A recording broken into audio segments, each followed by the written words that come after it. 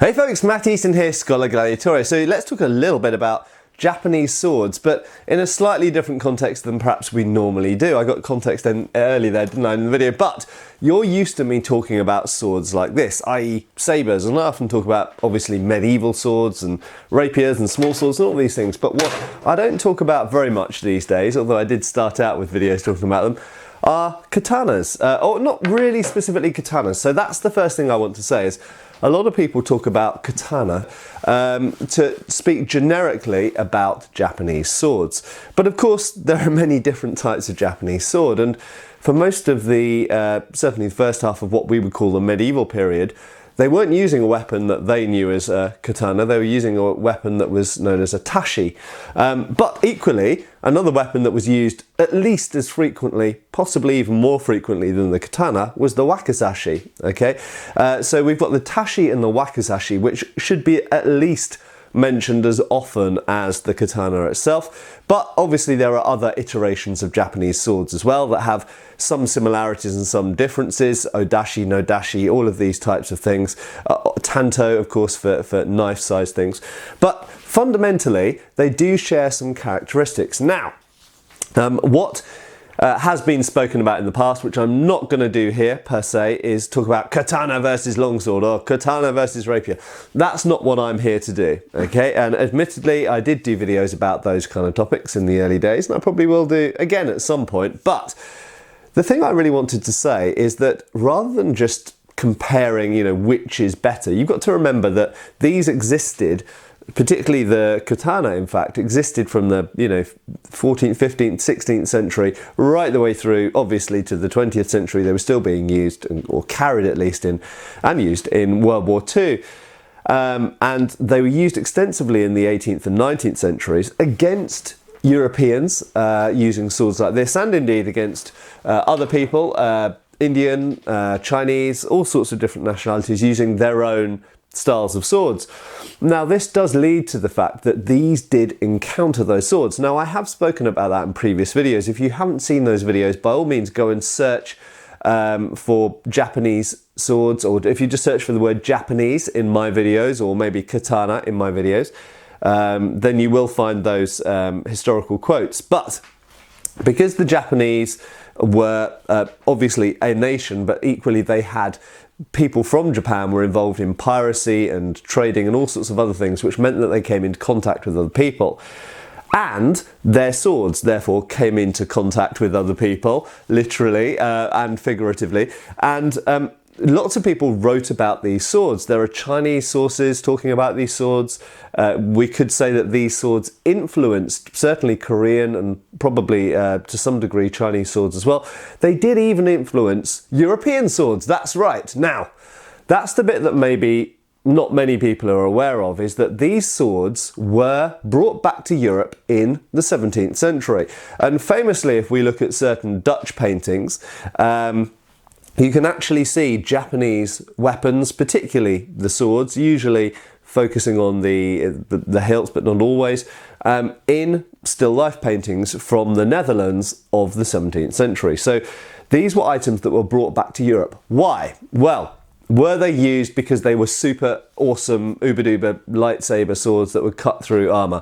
No, they weren't. They were brought back because they were admired for their artistic quality. Now, that's something that I think confuses a lot of modern people, because a lot of modern people have a lot of preconceptions. I won't say misconceptions necessarily, although some of them are, but a lot of preconceptions about swords. And that's largely due to modern media, TV, film, computer games, stuff like this, where the sword is often a primary weapon. It's often the primary weapon of a superhero or a computer game character.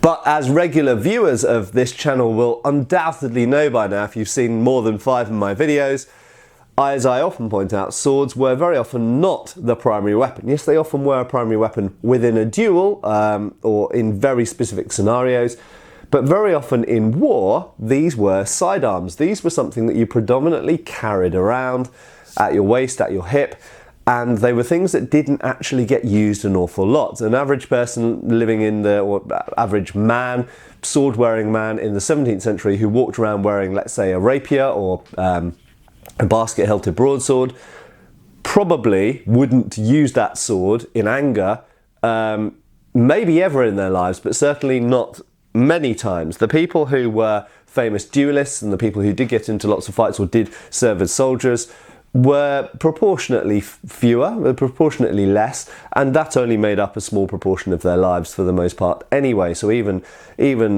someone like Donald MacBain, for example, in the 18th century, who fought many duels, he was extremely unusual in that, the fact that he fought so many duels and is remembered for that fact. He was he fought prize fights and all this kind of stuff, so he's unusual. But even he spent most of his time travelling around, being a pimp, doing all the things that he did. That is right, pimp, I did say that.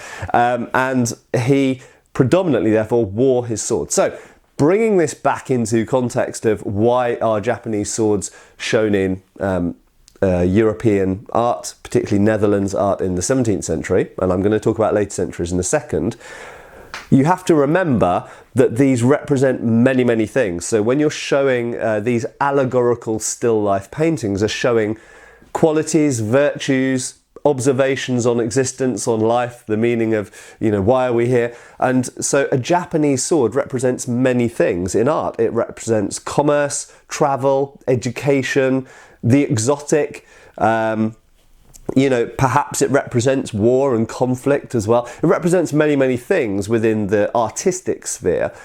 But just from a physical sphere, if we bring it back to us as kind of, we're weapon people and we want to know why was a katana or any other type of Japanese sword, wakizashi, brought back to Europe at that time? Well, it was for all of those reasons I've just mentioned, but they were absolutely, unquestionably recognised as good quality weapons. Now, I have mentioned this before. Some people see me as a hater or someone who bashes on Japanese weapons. That's not true at all. I love Japanese weapons. They are not my primary love. They're not what I focus on, but they are a peripheral love of mine.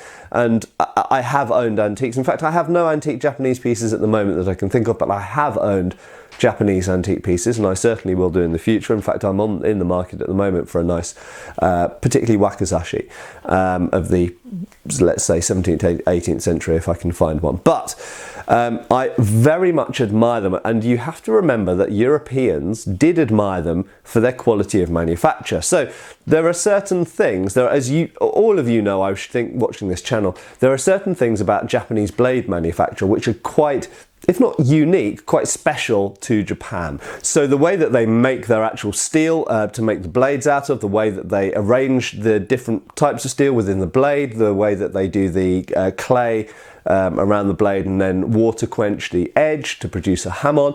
There's many things that are peculiar and particular to Japanese blade manufacture, and it has to be accepted, and people historically did accept, that the end result was a very, very good quality blade. I've quoted in one of the previous videos, I'm sure you can find by searching the word Japanese, for example, in my videos. As I've mentioned in a previous source, people did test their swords against Japanese swords because they were known to be hard at the edge and good quality. So they made good, very good quality blades. That's not to say all their blades were good quality, incidentally, just a slight tangent. There are crap quality Japanese swords that were dished out to the spearmen and matchlock men and this kind of stuff. Let's not forget that. They did have sort of mass-produced rubbish weapons as well, but their good quality blades were superb. Now, the thing that I really wanted to mention before I wrap this video up is that we often focus on the blades of Japanese weapons, but there are some other peculiar things about their design which meant that they were admired by Europeans. Now, one of those things is, because they have, relatively to other types of swords in the world, they have a relatively narrow blade this way, but a thick blade this way. Okay, the end result is that whilst they are generally, for their length, a little bit on the heavy side, certainly compared to European swords and not all but most Indian swords, they are quite blade heavy, but they're very, very stiff, and they have usually a single bevel leading to the cutting edge, and that means that they are very good cutters. Okay, now one of the reasons, as I've said in previous videos, one of the reasons that katanas are good cutters is they're forgiving. A stiff blade is very, very forgiving. If I just put this down for a second and pick up a saber, This saber is actually lighter in the blade. I don't know if it's literally lighter in weight, but it actually, or mass rather, but it feels lighter in the hand because it has more distal taper, and it has a flexible, flat blade like most other European swords, most Chinese swords, Indian swords, and so on. The Japanese sword, and yes, this is a replica, but it's not a bad replica, and it does serve to illustrate the point. Are, generally speaking, do not flex like that for two reasons. Number one, they're not spring tempered in order to do that. Okay, generally speaking, a Japanese sword, if you bend it, it will stay bent. It's got a very hard edge and it's got a relatively soft back. Okay, so it's delivering a hard edge to the target, but it's not a spring in the way that most European swords are. But secondly, the reason I can't flex this very easily is because it's very thick. Now, a thick blade that doesn't flex is forgiving in the cut. If a complete noob takes a Japanese katana, tashi, wakizashi, whatever, and whacks a target like a baseball bat, they're probably going to cut quite well. So they are good cutters for people to perform good cutting technique quite easily. Okay, that's the first thing. And that's, whilst I said we're not going to talk about the blade for a second, and that is the blade, that's something that we often talk about blade quality in Japanese swords, but that is something that's to do with the shape of the blade that's quite favourable to self-defense or just, you know, having a weapon that functions well. And on that note, I should mention that there are French self-defense sources which advise as a self-defense weapon using a wakizashi. That's right, and these are 19th century. So the wakizashi, for example, was recognised as a good self-defense implement in 19th century Europe. But to my own particular studies, as many of you know, I study the manual Lessons in Sabre from 1880 by John Musgrave Waite. Now, Waite talks about sword design and he mentions Japanese swords. Now, what's interesting about Waite is that he had many, many years, well, from 1840 to 40 years of experience in swordsmanship and fencing with some of the best swordsmen of the day in Britain, but also many of them were French, some Italians, some Germans as well. And he had a huge amount of experience. He knew people like Hutton, and he had access to lots of swords. He knew lots about swords and sword design, and he'd clearly seen and experienced Japanese swords. Now, what's interesting is when Waite is talking about his perfect sword design, he doesn't actually talk about he talks about the blade, but he doesn't talk about the Japanese blade at all. When he refers to Japanese swords, he refers specifically to the grip.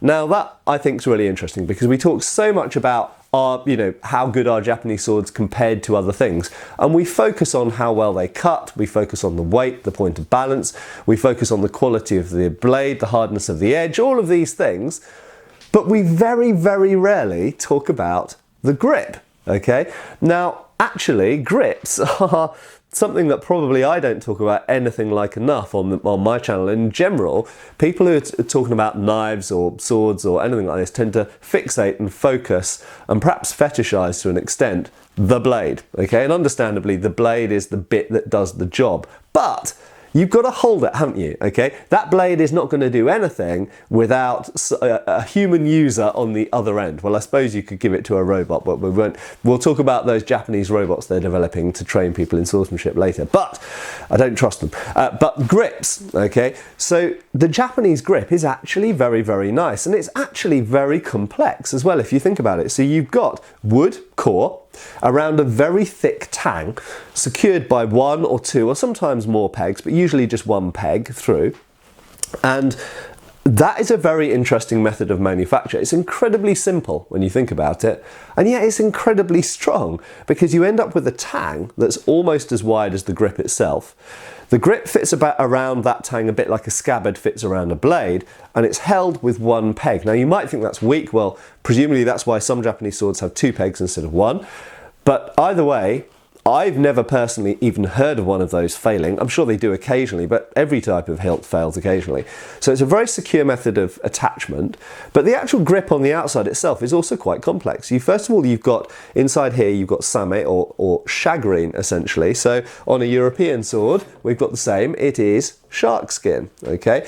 Now, shark skin has some benefits. It's essentially kind of waterproof. maybe not with antiques that have existed for a couple of hundred years. After a couple of hundred years they can get damp underneath them, but generally speaking it's a waterproof grip. If you get blood on it, if you get water on it, it doesn't become slippery. It's almost sandpaper-like in its texture, gives a fantastic grip. But interestingly, the Japanese have used it underneath, and then they wrap essentially cord, usually silk cord, over the top very tightly, and that in a certain twisted way that you'll all be familiar with that pattern, that actually provides a fantastic grip on top of the shark skin. It could be surmised that maybe originally the shagreen or shark skin was put around the grip for gripping purposes, as it is on European swords and indeed on many Chinese swords, and I think that's probably likely, and that in the evolution of the Japanese grip the cord was added on later to give even more kind of grip. But as Waite, as John Musgrave-Waite points out, the end result is a really fantastic grippy grip. You've essentially got an absorbent thing, the cord, over the top of a non-absorbent thing, the shagreen. So you don't have to worry about damp penetrating the entire grip. Damp will penetrate the cord at the top, but cord is very grippy. It's very good to grip. And it has to be said, the Japanese sword grip is a fantastic grip that gives a really, really good hold. The only criticism that Waite makes is not actually about the material structure of the grip, but he doesn't like the fact that katana grips curve in the same line as the blade. That's a design point, and of course it is a particular feature of Japanese swords, of the way that the blades and tangs are made, but also the way that they're used, which is completely different, of course, to a European sabre of the 19th century. And usually, as you well know, sabre grips tend to be straight, or if anything, even curve forward towards the cutting edge rather than away from the cutting edge as a Japanese sword does. But shape aside, the structure and the construction of a Japanese grip is great. So, to conclude, Europeans, whether it was for artistic and constructional or even status and kind of what it showed about you as a person, for those reasons they definitely liked Japanese weapons in the 17th century. We know that even going through into the 19th century, they liked these weapons aesthetically for decorative purposes, but also they respected them functionally, again, in terms of the structure and hardness and quality of the blades and sharpness of the blades, but also, and this often gets overlooked, the construction and design and quality of the grips. And that's not even mentioning the decorative things when we get into the tsubas. So, you know, collecting the guards or tsubas became a whole thing in itself, and hence in the modern antiques world you can buy tsubas in antique auctions because they were collected by many collectors in the 19th and 20th century in Europe who recognised the beauty of their decoration. But also, finally, just to remind you, as I have mentioned in previous videos, in terms of the use of these swords as well, the grips and the blades together, they were absolutely respected by Europeans, and the use of these swords in the Japanese-Russian War at the turn of the 19th, 20th century, or just at the beginning of the 20th century, in the various wars and piratical events of the 19th century, these swords were encountered and highly respected. And of course, famously, in the Second World War, these swords were encountered and again feared and respected for what they were, and they became a symbol of many things at that point. And as is famously known, many of them were surrendered at the end of World War II, and that's why they ended up in countries like Britain and America. So, to summarise, Japanese swords have a lot of things going for them, but that's not what I'm talking about here. What I'm talking about here is the fact that historical European and American people absolutely respected and admired these swords for many reasons. Not just the blade, not just the grip, not just the decorative thing, not just the status and the what they represented artistically and in every other way, but for the whole package. So the Japanese sword has quite rightly passed into the modern world as a thing of legend, I suppose, and very iconic for good reason. Cheers, folks. Thanks for watching. We've got extra videos on Patreon. please give our Facebook a like and subscribe if you haven't already. Cheers, folks.